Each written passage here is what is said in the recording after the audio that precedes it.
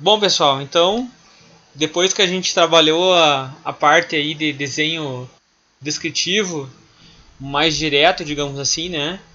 Trabalhando com as vistas ortográficas, trabalhando também com a questão de cortes, trabalhando aí com as seções, com os detalhes. Então nós temos as atividades que estão em andamento, tá? Depois a gente vai orientar aí um pouquinho de forma mais direta. Agora então vamos falar um pouquinho da parte de perspectiva. Então nós temos três perspectivas, que são as mais usuais. Então essa parte aqui introdutória é mais para poder apresentar isso para vocês. Então eu vou falar um pouquinho, né, sobre cada uma delas. Tá? Então quando a gente trata de perspectiva, basicamente a gente está se referindo então a essa representação gráfica de um objeto tridimensional. É claro que a gente faz lá esse estudo tridimensional quando a gente está trabalhando com as vistas ortográficas. Só que, claro, a gente tenta trazer isso para uma forma mais bidimensional, digamos assim, né? Através dessa representação mais individual de cada uma das vistas. Agora, para conseguir fazer então a perspectiva, a gente precisa ter essa leitura, né, de cada vista, ter essa percepção e aí sim, né, tentar construir então o tridimensional. Tá? Então, basicamente, a ideia é tentar reproduzir, né?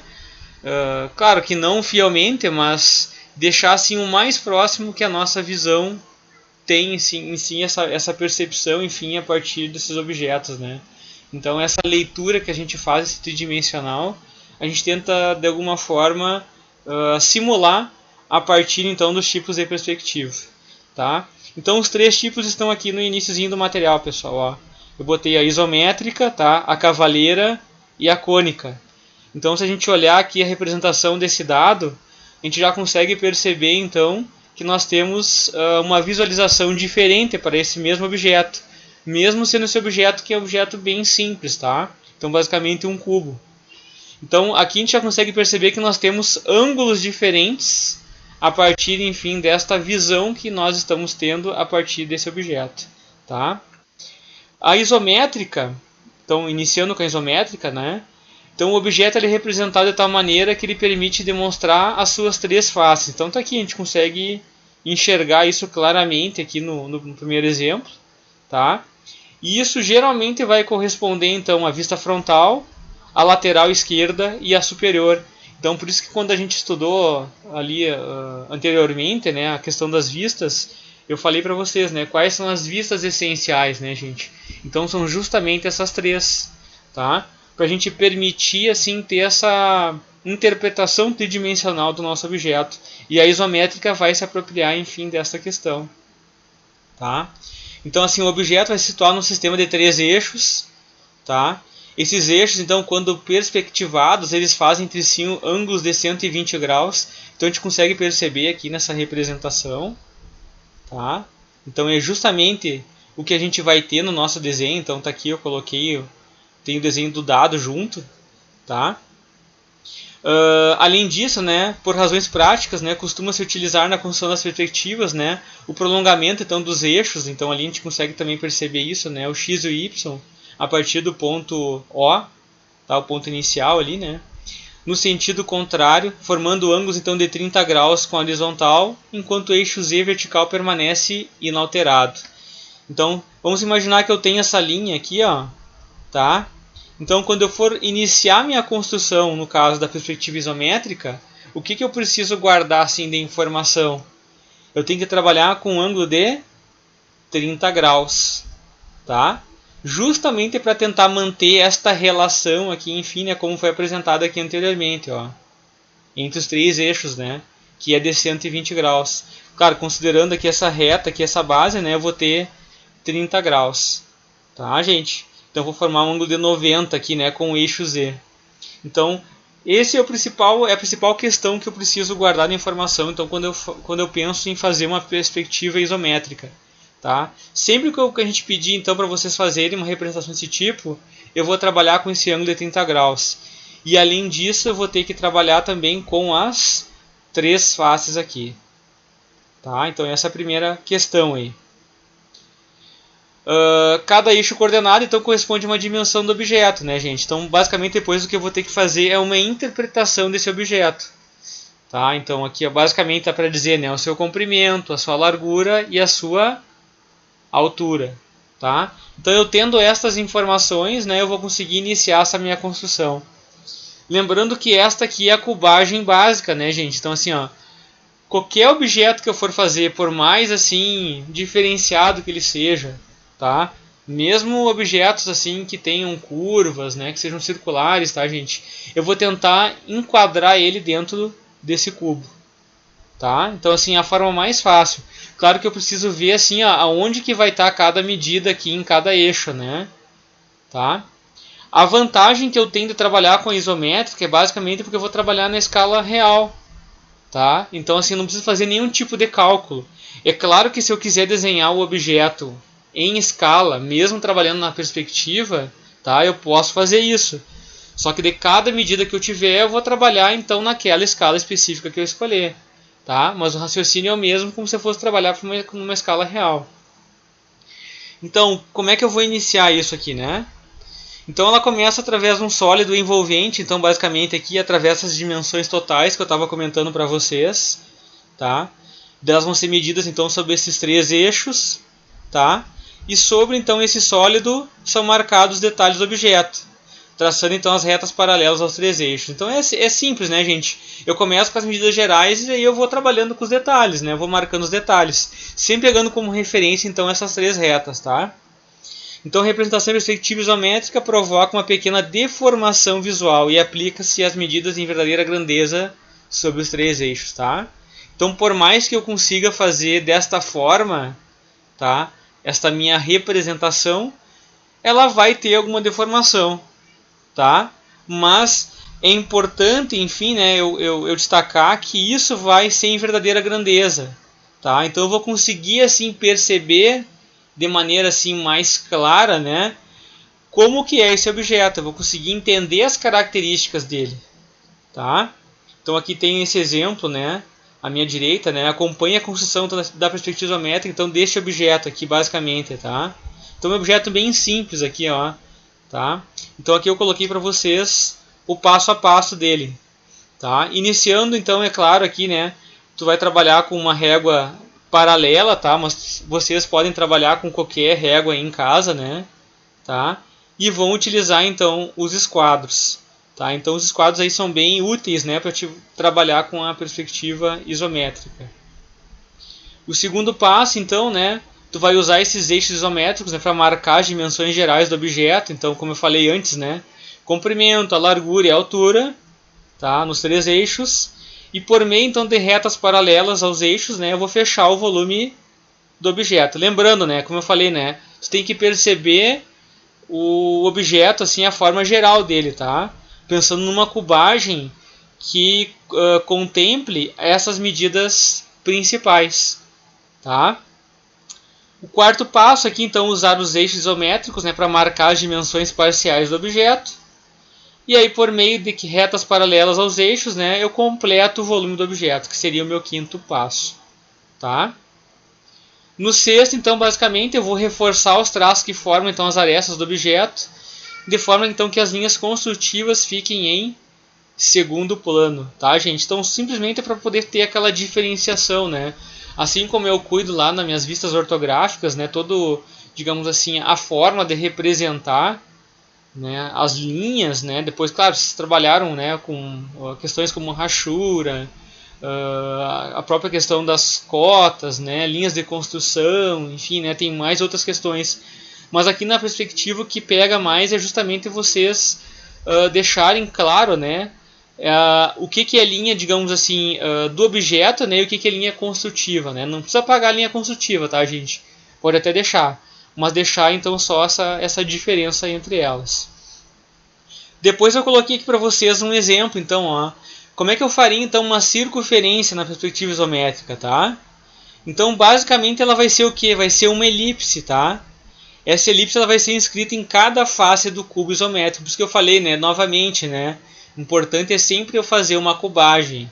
Na cubagem, então eu vou inserir seja qual for aí o meu polígono, né, a minha forma geométrica para poder construir meu desenho. Tá? Como a construção da elipse então não pode ser executada pelos instrumentos usuais, né, recomenda-se então a substituição da verdadeira elipse por um oval regular ou uma falsa elipse, né? Então você pode construir isso até com o seu compasso, digamos assim, né? Tá? Então aqui eu tenho a representação, tá, à minha esquerda aqui, né? Então basicamente depois eu coloquei para vocês aqui como que eu faço então esse passo a passo, que também é bem simples aqui, gente, tá? Então eu inicio a construção das faces do cubo, como eu estava comentando antes. Então, as quais possuem as arestas do tamanho do diâmetro da circunferência que vai se desenhar, tá? Então aqui tá claro, né, gente? A circunferência aqui ela tá inscrita, tá, gente? Tá dentro da face aqui desse meu cubo. No segundo passo, né, eu determino o ponto médio então dos segmentos de reta, tá? Que são os lados do quadrado aqui no caso, ó. Tá aqui a marcaçãozinha para vocês, né? Tá? E o terceiro, então, determina-se nos vértices do quadrado, que possuem então a menor diagonal, os centros, tá? Então, os centros 1 e 2, tá? E eu vou traçar os arcos até os pontos médios dos lados. Isso aqui é desenho descritivo puro, tá, gente? Isso aqui basicamente vocês fizeram lá em desenho descritivo, só que, claro, né, não direcionando aqui para a perspectiva, tá? Depois, ó, os centros 3 e 4 estão no cruzamento dos segmentos de reta, então a gente consegue perceber aqui, tá? Que vão unir então os centros 1 e 2 aos pontos médios dos lados opostos, tá? Então aqui basicamente serve para poder marcar os pontos de referência, gente. Então assim, eu não faço com a mão aqui, né, meus arcos, tá? Eu vou fazer com o compasso, gente. Então, ó, tendo como referência os pontos. No quinto passo, então, ó, nos centros 3 e 4, traçar arcos concordantes, né, com os arcos traçados anteriormente. Então, basicamente aqui no 6 eu fecho então os arcos da circunferência, tá? Simplesmente fazendo então um reforço da circunferência e deixando as linhas construtivas em segundo plano. Bom, então a perspectiva cavaleira, tá? Na perspectiva cavaleira, então, essas três faces do objeto são montadas então também sob três eixos, tá?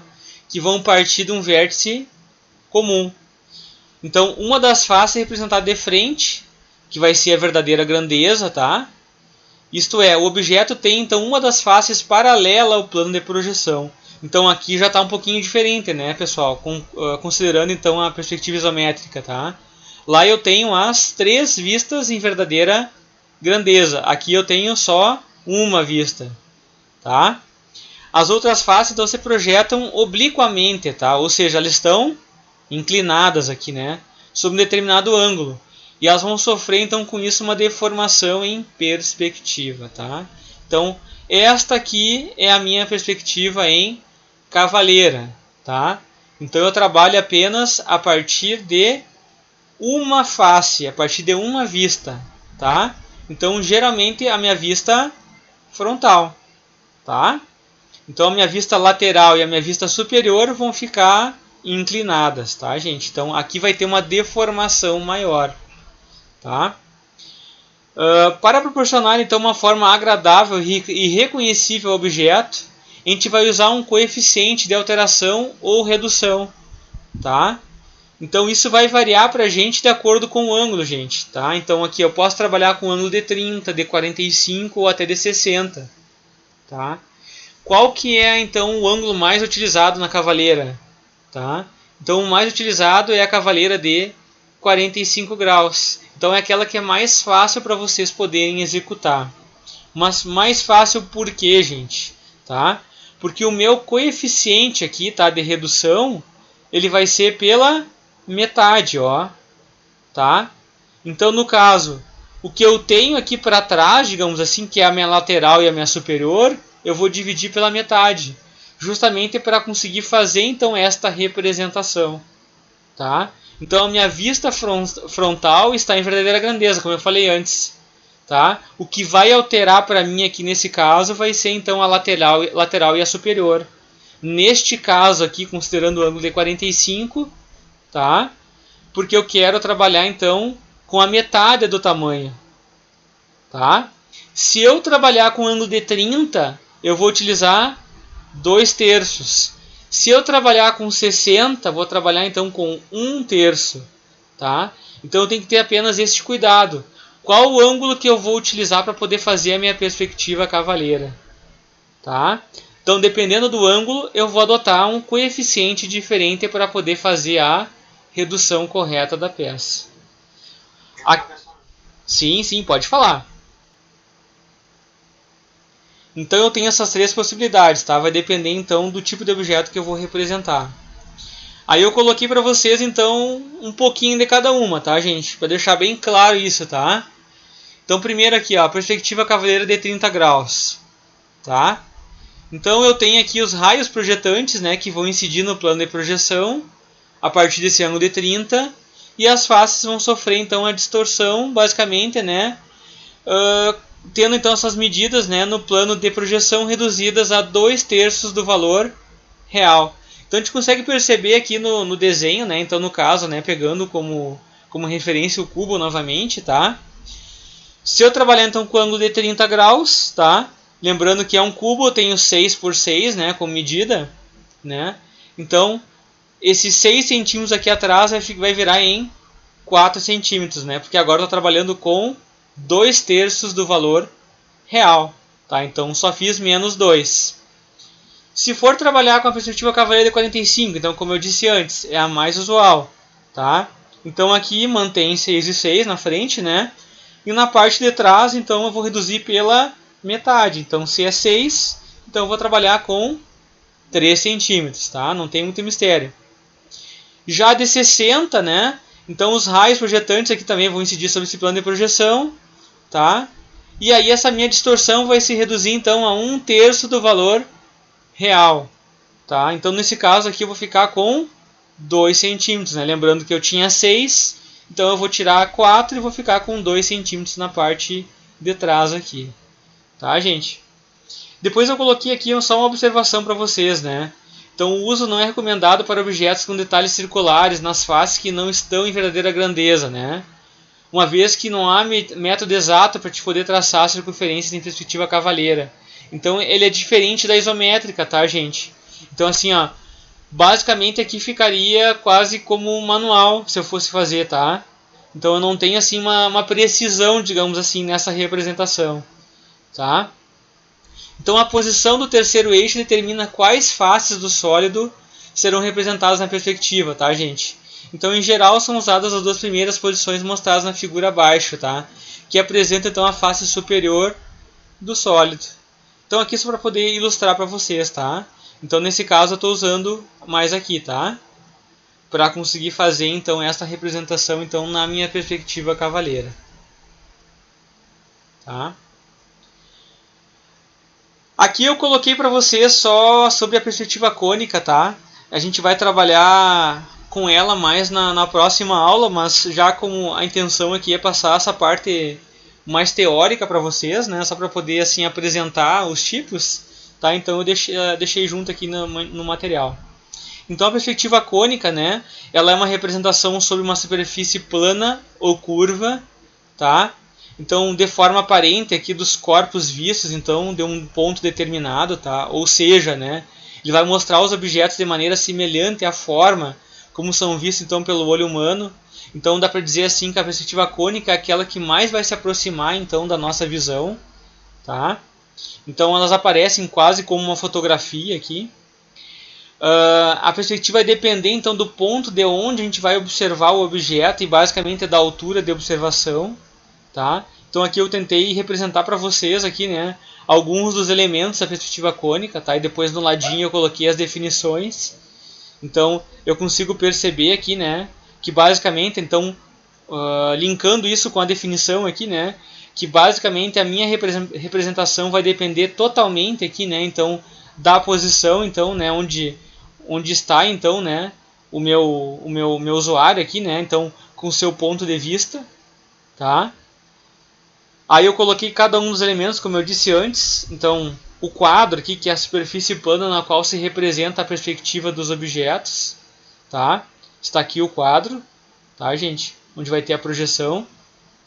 O ponto de vista, tá? Que é o ponto do espaço ocupado pelo observador. Então, como eu estava falando antes, está aqui. o plano geometral, que é o plano sobre o qual você faz a projeção ortogonal dos objetos cuja perspectiva se procura. Então, basicamente, vai ser aonde eu vou fazer essa minha representação, tá aqui embaixo, né? Tá? A linha de terra, né, gente, ó, esta linha que eu tenho aqui, tá? Que vai ser basicamente aqui a intersecção então entre o geometral e o quadro. A linha do horizonte, a intersecção do quadro com o plano horizontal que passa pela vista do observador, tá lá a linha do horizonte lá atrás, ó. Tá? Os raios visuais, né, que são as retas que vão da vista do observador até um ponto luminoso de um objeto. Então eu tenho inúmeros raios visuais, tá, gente? Partindo aqui do ponto de vista. O ponto principal, que é a projeção do ponto de vista sobre o quadro, tá? Situado então na linha do horizonte, também está representado aqui, tá? E o ponto de fuga, né, que é o lugar onde as retas parecem então, né, se encontrar lá na linha do horizonte, tá? Então são esses os meus elementos. Aí eu coloquei para vocês aqui um pouquinho sobre a diferença de eu trabalhar então com pontos de fuga diferentes, tá? Então basicamente eu comecei aqui com um ponto de fuga, né, que seria mais simples, né, gente? Eu imagino que vocês devem fazer aí bastantes exercícios lá no início, lá, digamos assim, eu acho que mais em desenho 2, desenho 3, imagino eu, tá? Trabalhando com desenho de observação juntamente. Então eu tenho aqui um ponto de fuga, tá? Então basicamente eu tenho aqui a minha linha de terra, né? E dessa linha de terra eu vou marcar aqui meu ponto de fuga, tá? Depois a perspectiva com 2 pontos de fuga aqui, né? Novamente, ó, a linha de terra, tá? Fiz 2 marcações aqui, né? E daqui eu vou fazer então a minha cubagem básica para poder achar então o meu tridimensional do objeto. E aqui eu coloquei para vocês então com 3 pontos de fuga, né? Aí a coisa já complica um pouquinho mais, tá? Então, além de ter os 2 pontos de fuga aqui marcados na linha de terra, tá? Eu coloquei um outro ponto de fuga externo aqui, né? Então, olha só como o objeto também já deformou um pouquinho, tá? Então, eu posso dizer para vocês, então, a partir dos 3 exemplos aqui, né? Que com 2 pontos de fuga, digamos assim, é aquilo que vai ser mais utilizado, justamente por ser mais próximo da realidade, tá? Então as arestas verticais aqui elas são perpendiculares em relação à linha do horizonte, tá? A visão humana também ela tem aproximadamente aqui 60 graus de visão nítida, tá? Então eu preciso considerar esse aspecto quando eu for fazer então a minha perspectiva aqui neste caso, tá? E os ângulos também mais utilizados com o quadro, né? Basicamente vão ser esses dois aqui, tá? O de 30 na direita e 60 na esquerda, tá? Isso aqui então são informações gerais para vocês aí depois quando a gente for fazer então os exercícios aí então basicamente com esse tipo de perspectiva, tá, gente? Então esse exercício que está aqui, ó, nós vamos fazer na próxima aula, tá, gente? Então eu coloquei para vocês o passo a passo aqui, né? Mas isso aqui é assunto para a próxima aula, ok? Pessoal, então, para poder fechar essa parte inicial da perspectiva, eu deixo para vocês esse exercício de fixação, tá? Então, dada a proporção ortogonal abaixo, construa então as perspectivas isométrica e cavaleira, considerando aqui a cavaleira de 45, tá? E a escala, então, 1:10 e a unidade em centímetros, né, gente? Então, aqui está, então, o nosso objeto, tá? Então eu tenho então a vista frontal, a vista superior e a vista lateral. Então a partir dessas 3 vistas, então a gente vai construir então as 2 perspectivas aí iniciais para a gente poder, enfim, né, fazer então esse estudo. Obrigado.